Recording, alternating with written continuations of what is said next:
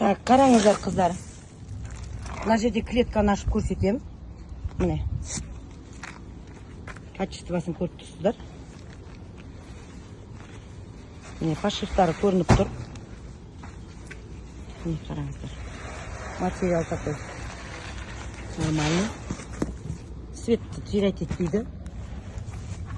Постельныйлардың астылары однотонный болуы мүмкін, или басқандай шығуы мүмкін. Міне, например, однотонный. Жастығының тысы. Вот. Ішінде жастығының тысы.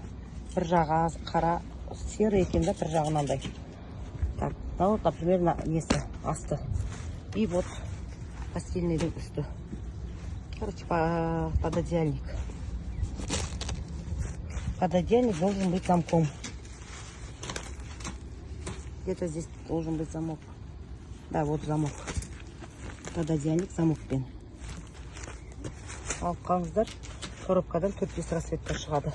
150-200 размер.